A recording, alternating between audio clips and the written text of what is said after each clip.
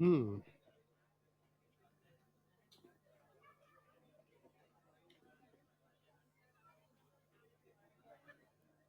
तो एक बार जितना अपन ने पढ़ा उससे रिवाइज करते हैं, फिर उसके बाद बढ़ेंगे अपन आगे।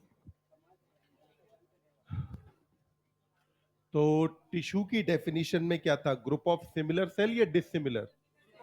Group of similar cell along with intercellular substances performing a specific action या function। फिर ऑर्गन के अंदर एक टिश्यू के एक से ज्यादा, स्पेसिफिक क्या था? Proportion and pattern. फिर अपन ने कहा कि अगला आता है ऑर्गन सिस्टम, जिसमें दो या उससे ज्यादा ऑर्गन्स इंटरेक्ट करें फिजिकली एंड और केमिकली। तो फिर अपन ने कहा परफॉर्म करें common function. Structure of cell very according to function. तो इसलिए टिश्यू कितने टाइप के? चार। इपिथेलियल टिश्यू के पास फ्री सरफेस होता है क्या? जो फेस करेगा या तो आउटसाइड एनवायरनमेंट या फिर बॉडी फ्लूइड। इपिथेलियल टिश्यू में सेल्स क्लोजली पैक्ड के दूर दूर। तो इंटरसेलुलर सब्सटेंस कम या ज्यादा? कम। फिर अपन ने कहा कि ये टिश्यू वेस्कुलर है कि एवेस्कुलर? किसके ऊपर मौजूद है? Basement membrane. फिर अपन ने अगली बात करी कि एपिथेलियल टिश्यू में अगर सेल की एक लेयर हो तो क्या बोलोगे? सिंपल। एक से ज्यादा लेयर हो तो कंपाउंड। सिंपल एपिथेलियम में जो तीन टाइप है वो स्ट्रक्चर के बेसिस पे या फंक्शन? स्ट्रक्चर के बेसिस पर। पहला हुआ सिंपल स्क्वामस, यहाँ पे सेल्स थिन है और फ्लैट। फिर अपन ने कहा कि इसको हम पेवमेंट एपिथेलिया भी कहते हैं। फंक्शन क्या था? Diffusion boundary. लोकेशन में एयर सैक ऑफ लंग्स और वॉल ऑफ ब्लड वेसल। अगला आया क्यूबॉइडल सेल्स, कैसी हैं? Cube like. हमने कहा कि फंक्शन में आता है सेक्रीशन और एब्जॉर्प्शन। फिर क्यूबॉइडल में अगली बात करी कि ये पाया जाता है duct of gland and tubular part of nephron पर। क्यूबॉइडल के बाद अगला आता है कॉलमनर। सेल्स टॉल और स्लेंडर हैं। न्यूक्लियस बेस के पास या अपेक्स? बेस के पास।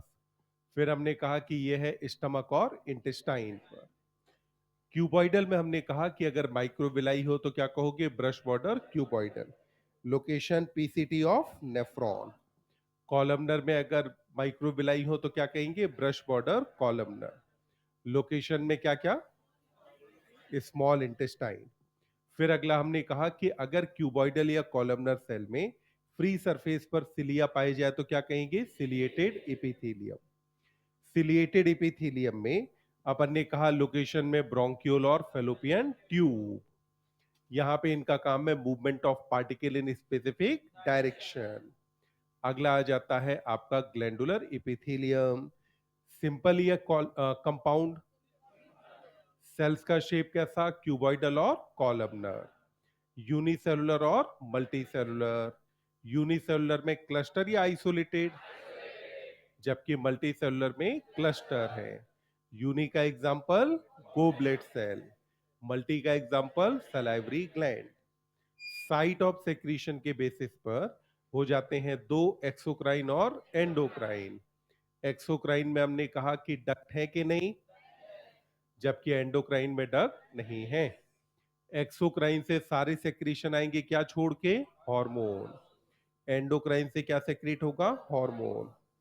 एक्सोक्राइन का सेक्रीशन जाएगा बॉडी सरफेस पर, जबकि एंडोक्राइन के मामले में हमने कहा कि secretion is released directly into the fluid bathing the gland.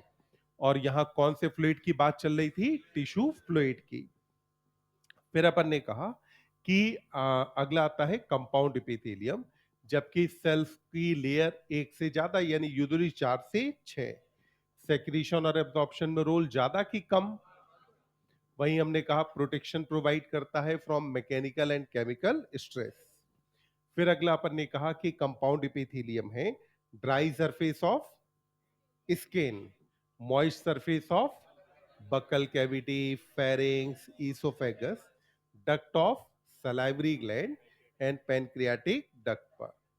Cell junction के बारे में हमने कहा एपिथेलियल टिश्यू में cells are held together with more intercellular substance या लिटिल? लिटिल। तो हमने कहा कि cell junctions are found in almost all tissues. किसको छोड़ करके? ब्लड और लिम्फ को छोड़ करके बाकी सब जगह सेल जंक्शन पाए जाते हैं। सेल जंक्शन प्रोवाइड करते हैं स्ट्रक्चरल और फंक्शनल सपोर्ट। फिर अपन ने कहा कि अगली बात आती है, सेल जंक्शन है तीन टाइप के, टाइट, अधेरिंग और गैप जंक्शन। टाइट जंक्शन पे अपन ने क्या कहा? Prevent leakage of substance. Adhering junction में क्या कहा? Perform cementing to keep neighbouring cell together. और गैप पे कहा connect rapid transfer of ions, small molecules and sometimes big molecules. फिर अपन ने अगली बात करी कि अगला टिश्यू आता है कनेक्टिव टिश्यू। तो क्या ये मोस्ट वाइडली डिस्ट्रीब्यूटेड था? लीस्ट अबंडेंट है कि मोस्ट? मोस्ट अबंडेंट है।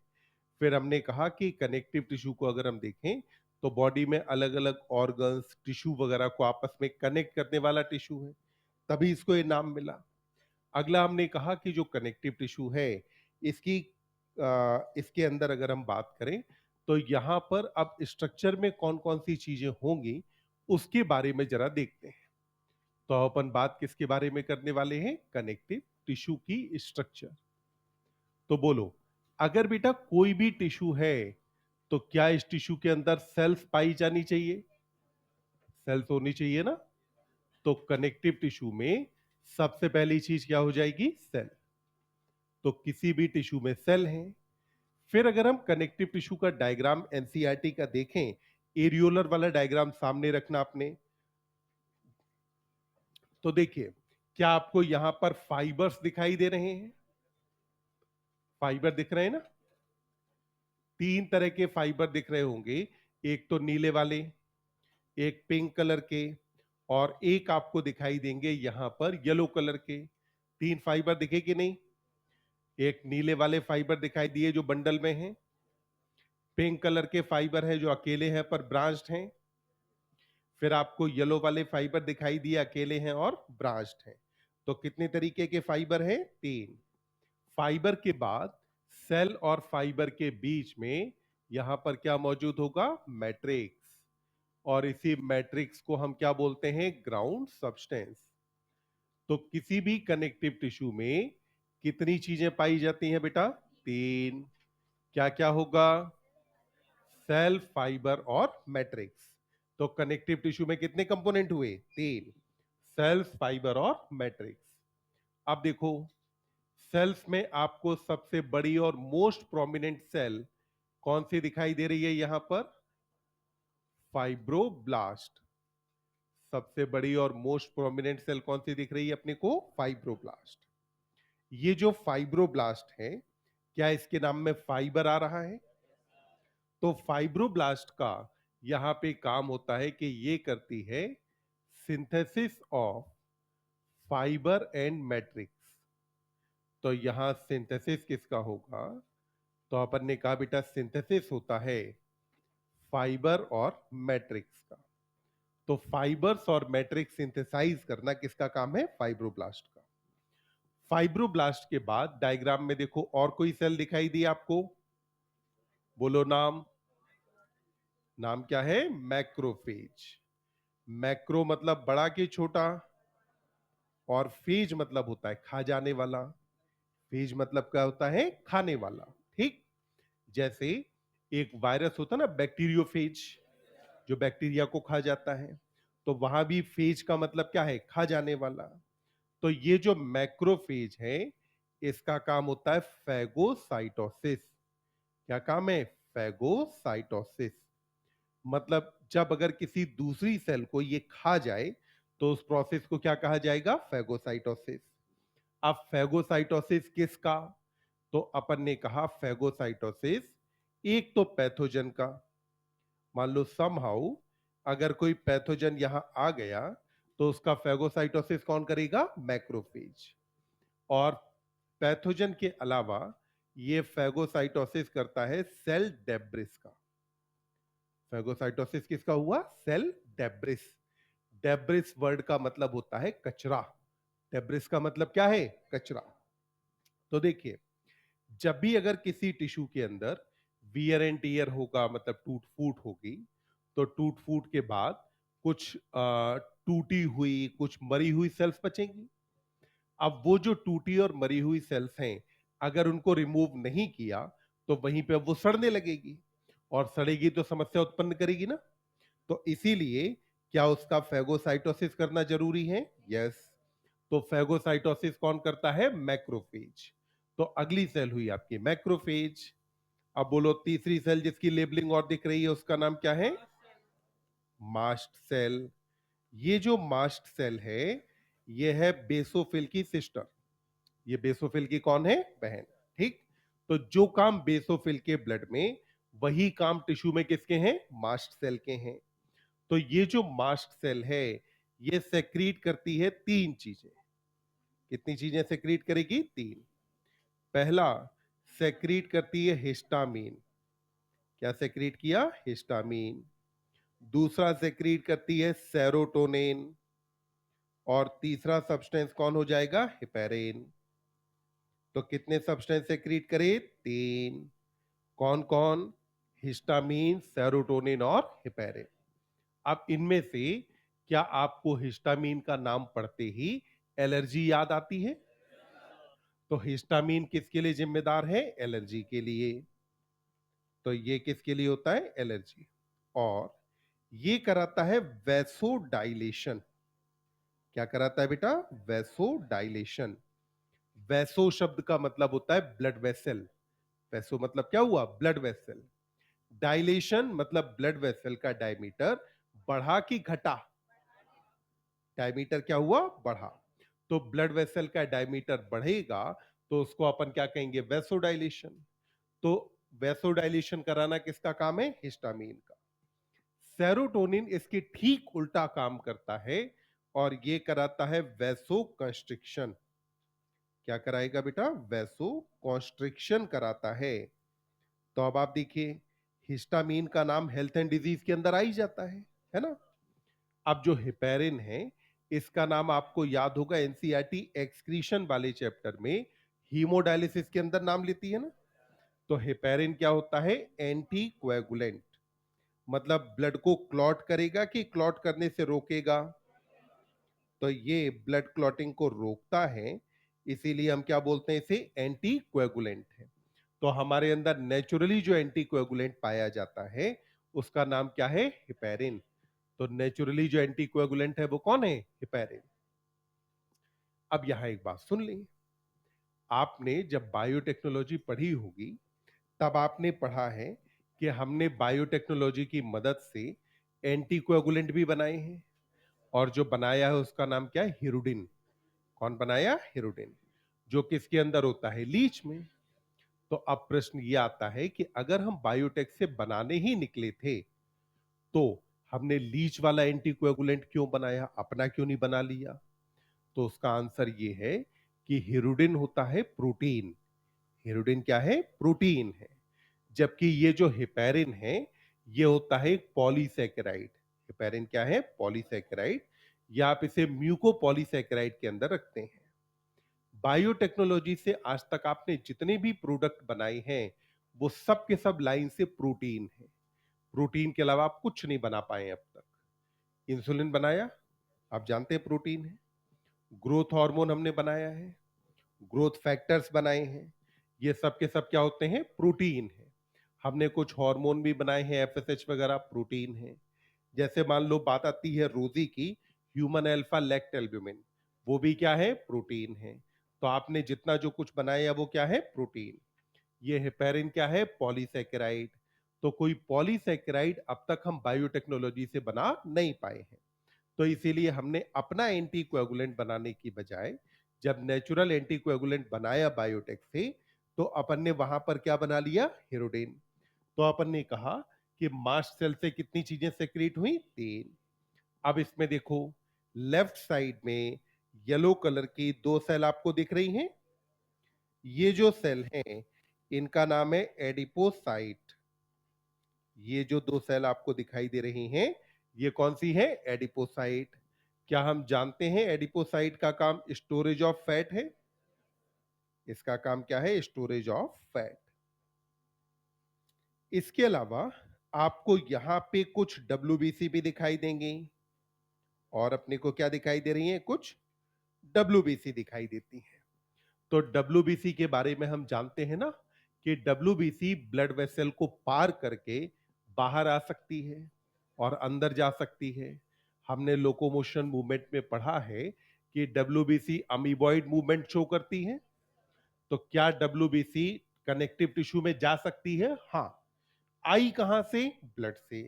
तो ब्लड से कनेक्टिव टिश्यू के अंदर कौन आ गया? डब्ल्यूबीसी। तो अपन ने कहा कि सेल्स तो हमें इतनी दिखाई देती हैं।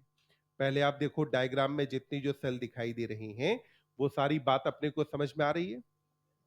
ज्यादा डिटेल में जाने की आवश्यकता है नहीं। अब आते हैं सेल के बाद अगली चीज यहां पर क्या मौजूद है? फाइबर। तो फाइबर के बारे में पहली बात कि ये जो फाइबर्स हैं इनको बनाया किसने था? फाइब्रोब्लास्ट ने। And they are made up of structural protein. Fibre किसके बने होते हैं? स्ट्रक्चरल प्रोटीन के बने होते हैं। तो फाइबर्स यहां बेटा किसके बनते हैं? स्ट्रक्चरल प्रोटीन के बनते हैं। अब यहां समझो स्ट्रक्चरल प्रोटीन का मतलब क्या है। तो सबसे पहले क्या हम प्रोटीन जानते हैं? मोनोमर है कि पॉलीमर? किसका पॉलीमर? अमीनो एसिड का। होमोपॉलीमर होता है कि हेट्रो? प्रोटीन हमेशा क्या होता है? हेट्रोपॉलीमर। प्रोटीन कभी भी होमोपॉलीमर होता नहीं है। अब प्रोटीन के काम होते हैं दो तरह के। एक तो प्रोटीन कुछ स्ट्रक्चर बनाती है और दूसरा प्रोटीन कुछ फंक्शंस परफॉर्म कर रही होती है। जैसे इंसुलिन प्रोटीन ही है ना, पर इंसुलिन स्ट्रक्चर बना रही है कि फंक्शन परफॉर्म करती है? एक हार्मोन की तरह काम करती है ना? ऐसे ही अगर हम बात करें तो जितने भी एंजाइम हैं वो सब किसके बने हैं? प्रोटीन के। वहां प्रोटीन स्ट्रक्चर बना रही है कि फंक्शन परफॉर्म करती है? फंक्शन परफॉर्म किया। तो मतलब वो प्रोटीन का कैसा रोल हो गया? फंक्शनल। यहां जो प्रोटीन है ये प्रोटीन कैसा रोल प्रोवाइड करेंगी? स्ट्रक्चरल। मतलब ये यहां पर क्या बनाएंगी? स्ट्रक्चर बनाती हैं। तो स्ट्रक्चर बनाने वाली प्रोटीन्स को अपन ने क्या कहा? Structural protein. तो फिर से ध्यान दो, फाइबर प्रोटीन के बने हैं कि पॉलीसेकेराइड के? किसके बने हैं? स्ट्रक्चरल प्रोटीन की। फंक्शनल? स्ट्रक्चरल। अब ये जो फाइबर्स हैं ये प्रोवाइड करते हैं तीन चीजें। तो अपन ने कहा फाइबर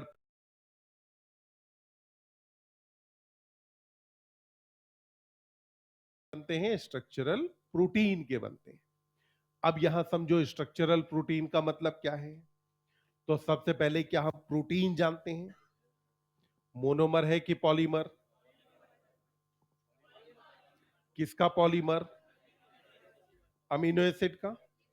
होमोपॉलीमर होता है कि हेट्रो? प्रोटीन हमेशा क्या होता है? हेट्रोपॉलीमर। प्रोटीन कभी भी होमोपॉलीमर होता नहीं है। अब प्रोटीन के काम होते हैं दो तरह के। एक तो प्रोटीन कुछ स्ट्रक्चर बनाती है और दूसरा प्रोटीन कुछ फंक्शंस परफॉर्म कर रही होती है। जैसे इंसुलिन प्रोटीन ही है ना, पर इंसुलिन स्ट्रक्चर बना रही है कि फंक्शन परफॉर्म करती है? एक हार्मोन की तरह काम करती है ना? ऐसे ही अगर हम बात करें तो जितने भी एंजाइम हैं वो सब किसके बने हैं? प्रोटीन के। वहां प्रोटीन स्ट्रक्चर बना रही है कि फंक्शन परफॉर्म करती है? फंक्शन परफॉर्म किया। तो मतलब वो प्रोटीन का कैसा रोल हो गया? फंक्शनल। यहां जो प्रोटीन है ये प्रोटीन कैसा रोल प्रोवाइड करेंगी? स्ट्रक्चरल। मतलब ये यहां पर क्या बनाएंगी? स्ट्रक्चर बनाती हैं। तो स्ट्रक्चर बनाने वाली प्रोटीन्स को अपन ने क्या कहा? Structural protein. तो फिर से ध्यान दो, फाइबर प्रोटीन के बने हैं कि पॉलीसेकेराइड के? किसके बने हैं? स्ट्रक्चरल प्रोटीन की। फंक्शनल? स्ट्रक्चरल। अब ये जो फाइबर्स हैं ये प्रोवाइड करते हैं तीन चीजें। तो अपन ने कहा फाइबर प्रोवाइड करते हैं स्ट्रेंथ, इलास्टिसिटी एंड फ्लेक्सिबिलिटी। कितनी चीजें प्रोवाइड करेंगे? 3। क्या क्या प्रोवाइड किया? स्ट्रेंथ, इलास्टिसिटी और फ्लेक्सिबिलिटी। सबसे पहले स्ट्रेंथ की बात करें तो अगर आप कनेक्टिव टिश्यू को खींचें तो उसे टूट जाना चाहिए क्या? नहीं। अगर नहीं टूटना चाहिए तो इसका मतलब हुआ कि ये क्या प्रोवाइड कर रहा है? स्ट्रेंथ। पहले क्या हुआ? स्ट्रेंथ, मतलब उसको ताकत प्रोवाइड कर रहा है ना। अगला इलास्टिसिटी। अगर मान लो आपने खींचा और इसकी लंबाई अगर थोड़ी सी बढ़ भी गई तो इसको जब छोड़ो तो लौट करके अपनी ओरिजिनल शेप में आना चाहिए कि नहीं? क्योंकि लौट के अपनी ओरिजिनल शेप में आ जाता है तो इसी प्रॉपर्टी को अपन क्या कहते हैं? इलास्टिसिटी। क्या कहा जाता है? इलास्टिसिटी। इलास्टिसिटी का मतलब है अपन ने खींचा, खींचने पे इसकी लंबाई बढ़ी, पर जब छोड़ा तो लौट करके अपनी ओरिजिनल शेप के अंदर आ गया। तीसरा अपन ने क्या लिया? फ्लेक्सिबिलिटी। अब जो फ्लेक्सिबिलिटी है उसका मतलब है कि कनेक्टिव टिश्यू एकदम रिजिड होगा? नहीं, ये कैसा रहेगा? फ्लेक्सिबल, मोड़ा जा सकता है। तो वो जो फ्लेक्सिबिलिटी है वो प्रोवाइड कौन करने वाला है? फाइबर। अब मुझे सोच के बताना, क्या कोई कनेक्टिव टिश्यू ऐसा भी होता है जहां पे फाइबर नहीं पाए जाए? ब्लड। कौन होगा? ब्लड। तो ब्लड और लिम्फ दो ऐसे कनेक्टिव टिश्यू हैं जिनके अंदर फाइबर्स नहीं पाए जाते हैं। तो क्या मैं ऐसा कह सकता हूं कि without any exception all the connective tissue have fibre? नहीं कह सकते। तो अपन ने कहा कि ये जो फाइबर्स हैं they are absent in blood and lymph. तो फाइबर एब्सेंट है ब्लड में और ब्लड के अलावा कहां एब्सेंट है बेटा? लिम्फ के अंदर। तो ब्लड और लिम्फ दोनों के अंदर फाइबर्स एब्सेंट हैं। अब ये तो हुआ कि जितना एनसीईआरटी ने कहा। अब डायग्राम में से कुछ बात समझते हैं। तो डायग्राम में से जो हम बात समझने जा रहे हैं, तो अब फाइबर्स को जरा आप देखें, डायग्राम को देखते जाइएगा। आपको एक तो नीले वाले फाइबर दिखे थे, दिख रहे हैं ना? एक आपको दिखाई दिया येलो वाला फाइबर और तीसरा आपको दिखाई दिया पिंक कलर वाला फाइबर। जो फाइबर आपको नीले रंग का दिखाया है वो फाइबर एक्चुअली दिखता है सफेद। एक्चुअली इसका कलर कैसा है? व्हाइट। तो अब आप कहोगे एनसीईआरटी ने व्हाइट क्यों नहीं बनाया? क्योंकि जो एनसीईआरटी अपनी छपी है वो पेज का कलर कैसा है? व्हाइट। तो फिर आप व्हाइट कलर कैसे दिखाओगे? तो इसीलिए एनसीईआरटी ने उसे किस कलर का दिखाया? ब्लू। तो पहला जो फाइबर है ये कैसे कलर का है बेटा? अपन ने कहा कौन सा फाइबर है? White fibre. तो पहला फाइबर कौन सा हुआ? व्हाइट। दूसरा, आपको एक येलो कलर का फाइबर दिख रहा है, तो दूसरा वाला फाइबर कौन सा हो गया? येलो। अब तीसरा आपको दिख रहा है पिंक कलर का। कैसा दिख रहा है? पिंक कलर का। ये जो फाइबर है इसको बोलते हैं रेटिकुलर फाइबर। क्या कहा जाता है? Reticular fibre. वैसे तो ट्रांसपेरेंट होता है, पर इसको देखने के लिए अपन स्टेन करते हैं सिल्वर डाई से। किससे स्टेन करेंगे? सिल्वर डाई से। तो मतलब कैसे कलर का दिखेगा? सिल्वर। अब एनसीईआरटी सस्ते या कम पैसे में छापी गई किताब है, तो इनके पास बहुत ज्यादा कलर ऑप्शन तो थे नहीं, तो आप सिल्वर कलर कैसे दिखाओगे? तो इसीलिए एनसीईआरटी ने कैसे कलर का दिखा दिया? पिंक। पर क्या ये पिंक होता है? नहीं। ये वाले जो फाइबर हैं ये कैसे कलर के दिखाई देते हैं? सिल्वर कलर के। और इन फाइबर्स को अपन बोलते हैं रेटिकुलर फाइबर। तो ये वाले फाइबर क्या कहे जाते हैं? रेटिकुलर फाइबर कहे जाते हैं। तो फाइबर कितनी तरह के हैं? 3। अब जरा देखिए, व्हाइट फाइबर के अंदर पाई जाती है कोलेजन प्रोटीन। कौन सी प्रोटीन है? व्हाइट फाइबर में प्रोटीन कौन सी प्रोटीन? क्या बायोमोलिक्यूल में से अपने को याद है कि एनिमल वर्ल्ड में मोस्ट अबंडेंट प्रोटीन है?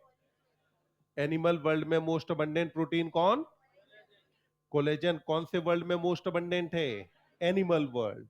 तो एनिमल वर्ल्ड में मोस्ट अबंडेंट प्रोटीन कौन सी है आपकी? कोलेजन।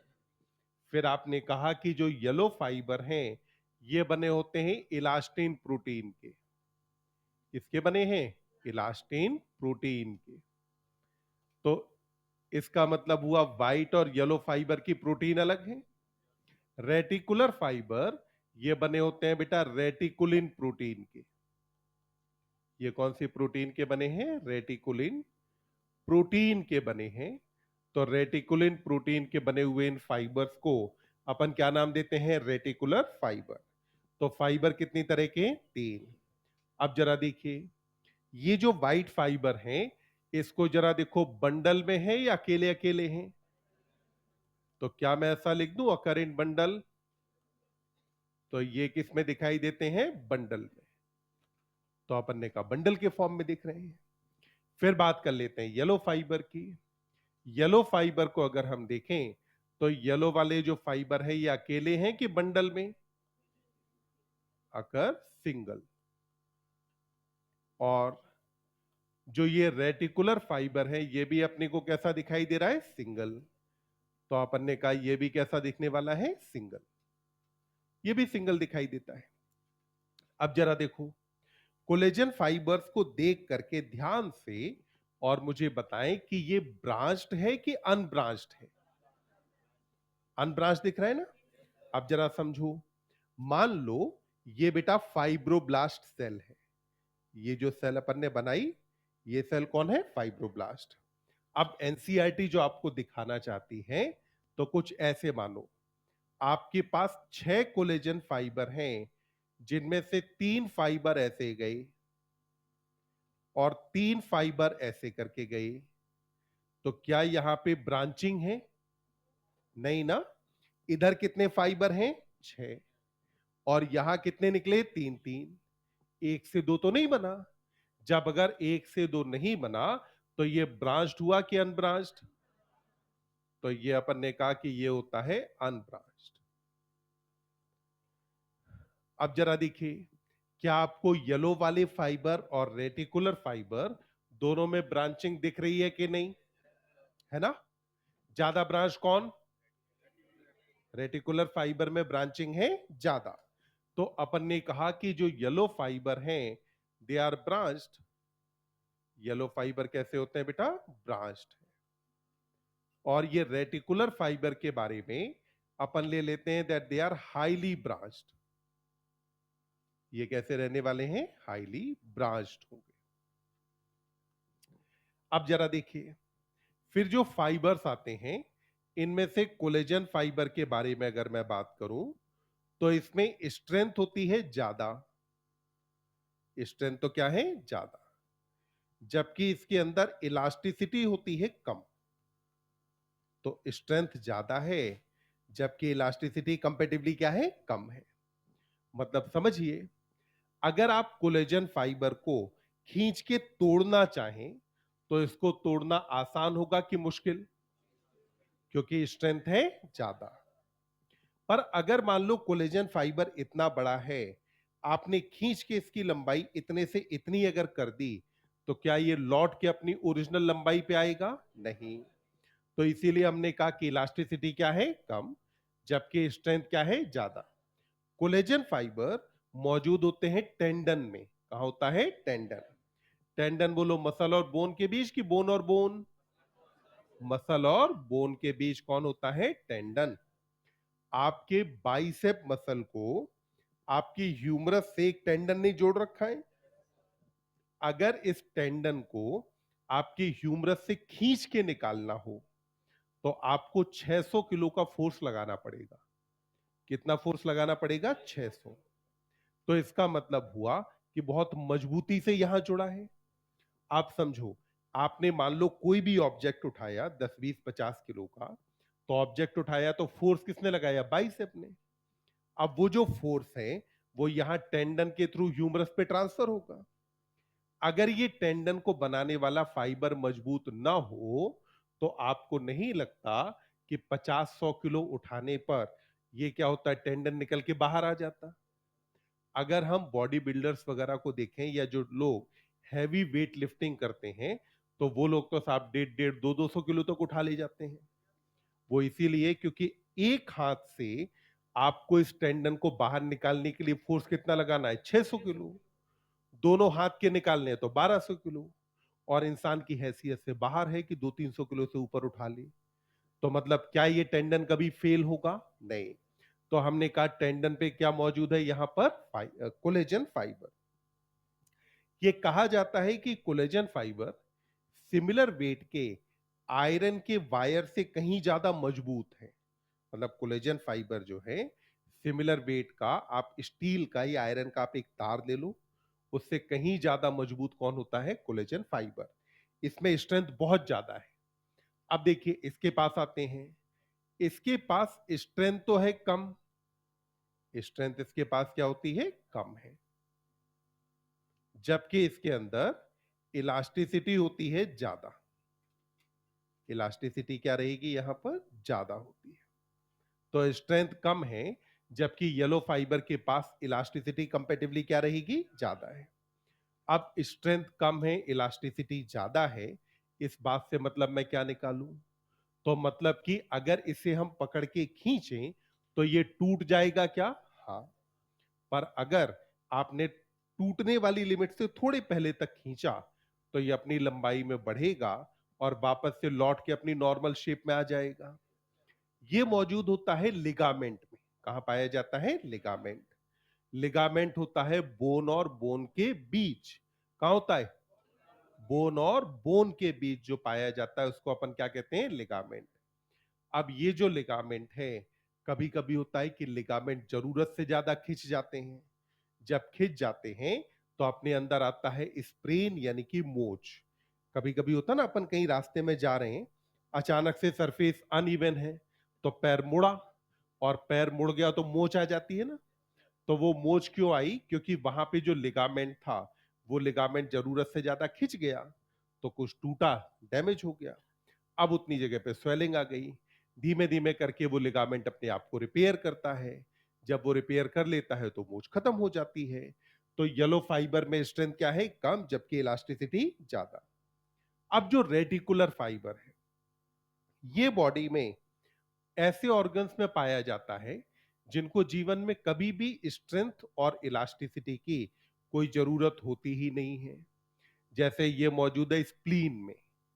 कहां पाया जाता है? स्प्लीन में। ये मौजूद है लिवर के अंदर। तो क्या आपको लगता है कि जीवन में कभी लिवर को पकड़ के ऐसे खींचा जाता है? स्प्लीन को खींचा जाएगा? नहीं।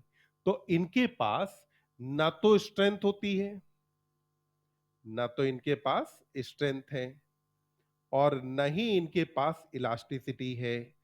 तो यहां पर स्ट्रेंथ और इलास्टिसिटी दोनों चीजें क्या रहने वाली हैं बेटा? कम।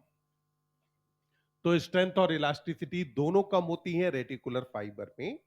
इसका काम सिर्फ इतना होता है कि ये एक नेटवर्क या जाल बना देता है। अगर आप रेटिकुलर वर्ड को देखें तो आपको रेटिकुलम दिखाई देता है ना। रेटिकुलम शब्द का मतलब ही क्या होता है? जाल या नेटवर्क। तो नेटवर्क बनाने वाला फाइबर कौन सा है? रेटिकुलर फाइबर है। अब ये जो रेटिकुलर फाइबर है, यहां तक तो अपन ने बात कर ली फाइबर्स की। अब तीसरा कंपोनेंट आपके पास कौन रह गया? मैट्रिक्स। ये जो मैट्रिक्स है, ये कहां है? सेल्स और फाइबर के बीच में है। तो अपन ने कहा कि it is present between cells and fibres. तो सेल्स और फाइबर्स के बीच में कौन मौजूद है? Matrix. And this matrix is made up of modified polysaccharide. किसका बना है बेटा? मॉडिफाइड पॉलीसेकेराइड का बना होता है। तो मॉडिफाइड पॉलीसेकेराइड का बना हुआ यहां पर कौन मौजूद है? यह अपन ने कहा मैट्रिक्स है।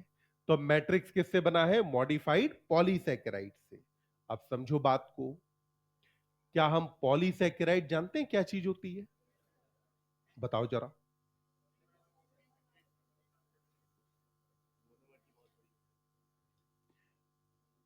सेलुलोज, स्टार्च, ग्लाइकोजन, ये सब क्या है? पॉलीसेकेराइड है। पॉलीसेकेराइड पॉलीमर होते हैं मोनोसेकेराइड के। किसके पॉलीमर हैं? मोनोसेकेराइड के। जैसे हम जानते हैं कि सेलुलोज है, स्टार्च है, ग्लाइकोजन है, ये सारे होमोपॉलीमर किसके हैं? ग्लूकोज के। तो मतलब यहां मोनोसेकेराइड कौन है? ग्लूकोज है। और ग्लूकोज का जो पॉलीसेकेराइड बना वो स्ट्रक्चर के हिसाब से अलग अलग बनते हैं। ग्लाइकोजन बना, स्टार्च बना या सेलुलोज बना। जो ग्लूकोज है वो एकदम शुद्ध मोनोसेकेराइड है। ग्लूकोज क्या है? शुद्ध मोनोसेकेराइड। अब अगर मान लो ग्लूकोज के साथ आकर के कोई ये ग्रुप और जुड़ जाए, कोई ये ग्रुप और जुड़ जाए, जैसे मान लो अगर एक अमीनो ग्रुप आकर के जुड़ जाए, तो जब अमीनो ग्रुप जुड़ेगा तो अब इसे ग्लूकोज कहोगे या ग्लूकोसामीन? क्या नाम दोगे? ग्लूकोसामीन। तो ग्लूकोसामीन एक नॉर्मल मोनोसेकेराइड है या मॉडिफाइड मोनोसेकेराइड हुआ? कौन है? Modified monosaccharide. अब इसका अगर पॉलीमर बने तो वो पॉलीमर भी तो मॉडिफाइड पॉलीसेकेराइड कहा जाएगा। पॉलीमर को क्या कहेंगे? Modified polysaccharide. यहां मॉडिफाइड पॉलीसेकेराइड में एग्जाम्पल में अपन लेते हैं जो मौजूद होता है वो है हाइलुरोनिक एसिड। कौन मौजूद होता है बेटा? हाइलुरोनिक एसिड यहां मौजूद होता है। हाइलुरोनिक एसिड को अपन बायोलॉजिकल सीमेंट कहते हैं, यानी कि अपनी बॉडी में या लिविंग ऑर्गेनिज्म में जब किसी स्ट्रक्चर को जोड़ना होता है तो काम कौन आता है? Hyaluronic acid. घर पे भिंडी कितने लोगों ने काटी है? तुमने नहीं काटी? काटी है? मतलब सब लोगों ने मम्मी की सहायता करी है, ये अच्छी बात है। नहीं करी है? कौन है ऐसा? तुमने भिंडी नहीं काटी कभी?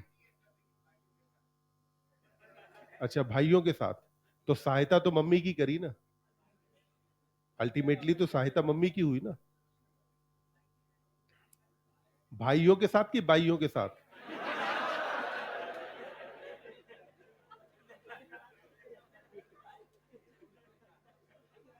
तो जब भिंडी काटते हैं तो कुछ चिपचिपा सा सब्सटेंस निकलता है ना, वो जो चिपचिपा सब्सटेंस है वही होता है हाइलुरोनिक एसिड। वो क्या हुआ? हाइलुरोनिक एसिड है। अब वो जो हाइलुरोनिक एसिड है वो क्या करेगा? सारे सेल्स और फाइबर को आपस में चिपका के रखेगा ना। तो चिपका के रखने वाला कौन है? मॉडिफाइड पॉलीसैकेराइड यानी कि हाइलुरोनिक एसिड। अब तुम जहां सबसे ज्यादा गलती करोगे वो ये करोगे कि तुम याद करते करते भूल जाओगे कि मॉडिफाइड पॉलीसैकेराइड कहां था और प्रोटीन कहां है। तो ध्यान रखना है, फाइबर किसका बना है? प्रोटीन का। ग्राउंड मैट्रिक्स में क्या है? Modified polysaccharide. फाइबर किसका बना? और ग्राउंड मैट्रिक्स में क्या? फाइबर किसका बना? और ग्राउंड मैट्रिक्स में क्या है? मॉडिफाइड पॉलीसैकेराइड यहां मौजूद होता है। तो ये तो हुए कनेक्टिव टिश्यू के कंपोनेंट कौन कौन से हैं। एक बार इतना लिखें, फिर अपन बात करते हैं कनेक्टिव टिश्यू के टाइप के बारे में।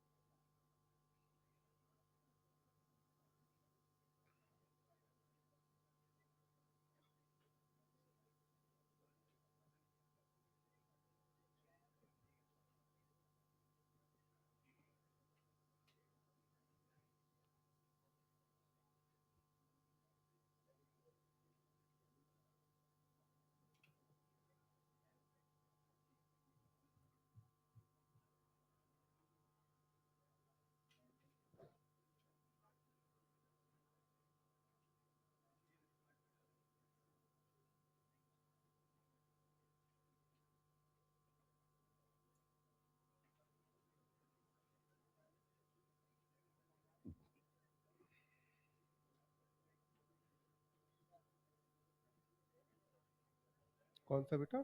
ये जो पिंक वाला है ना, ये रेटिकुलर फाइबर है। ये जो येलो वाला दिख रहा है, ये जो येलो वाला येलो फाइबर है, ये है व्हाइट फाइबर।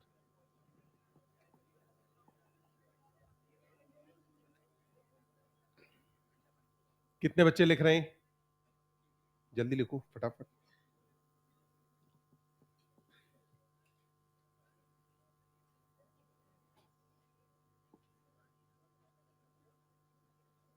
इवनिंग में मैं आपको मिल जाऊंगा यहाँ 5th फ्लोर पे। मेरी क्लास खत्म होती है कितने बजे?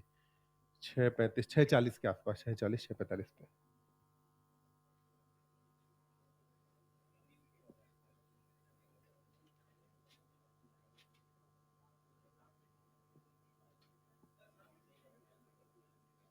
हाँ, शाम में मेरी पहली क्लास होती है हिंदी मीडियम में, फिर दूसरी होती है 12th वाले बैच में। तो वो दोनों निपटा के मैं फ्री होता हूँ ऐसी 6:40 के लगभग। बोन में बेटा, बोन एकदम मजबूत है ना? हाँ तो सुन ना, बोन मजबूत है कि नहीं? फ्लेक्सिबल तो है नहीं। तो सबसे ज्यादा मजबूत फाइबर कौन सा हुआ? कोलेजन। तो कोलेजन फाइबर रहेगा। बोन के अंदर फाइबर्स पाए जाते हैं, कोलेजन फाइबर्स होते हैं बोन में।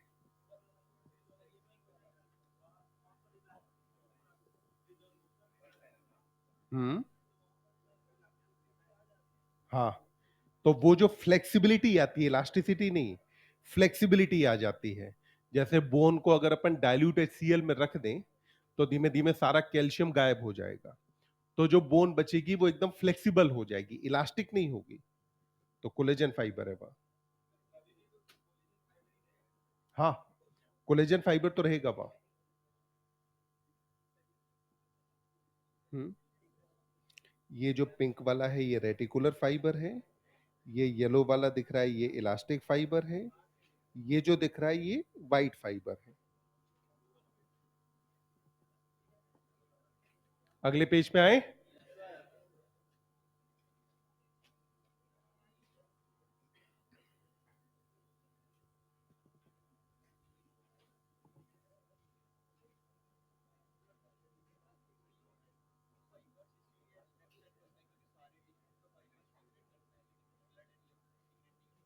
क्योंकि ब्लड और लिम्फ में अगर फाइबर होंगे तो वो चीजों को जोड़ने की कोशिश करेंगे, है ना? तो अगर जोड़ने की कोशिश करी तो ब्लड और लिम्फ एकदम फ्लूइड नहीं रह जाएगा।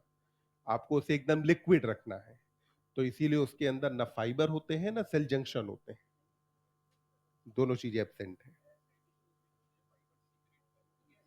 हाँ, सारी करेंगे ना।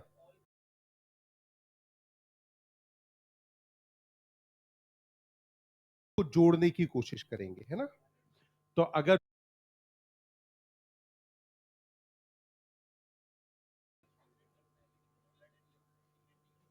क्योंकि ब्लड और लिम्फ में अगर फाइबर होंगे तो वो चीजों को जोड़ने की कोशिश करेंगे, है ना?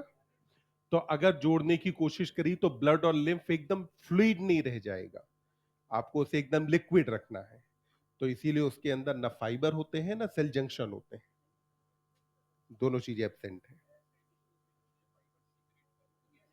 हाँ, सारी करेंगे ना। हाँ, तो एकदम सही है। All connective tissue secrete fibre except blood and lymph. हाँ, तो सही है।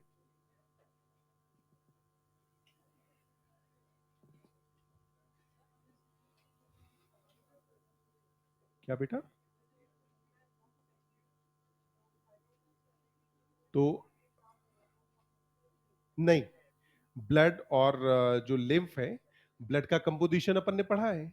तो ब्लड के अंदर तो अपन ने फाइब्रोब्लास्ट कभी नहीं पढ़े। तो ब्लड के अंदर फाइब्रोब्लास्ट नहीं होती। देखिए, अब हम बात करते हैं कनेक्टिव टिश्यू के टाइप्स के बारे में कि कनेक्टिव टिश्यू होता कितनी तरह का है। तो आप किसकी बात करेंगे? About type of connective tissue. अगर मैं बात करूं टाइप ऑफ कनेक्टिव टिश्यू के बारे में, तो कनेक्टिव टिश्यू को हम डिवाइड करते हैं 3 टाइप में। पहला, loose connective tissue. Second one is dense connective tissue. And the third is called as specialised connective tissue. तो आप देखिए, आप कितने टाइप में डिवाइड करते हैं? तीन। कौन कौन? लूज, डेंस और स्पेशलाइज्ड। कुछ किताबों में एनसीईआरटी को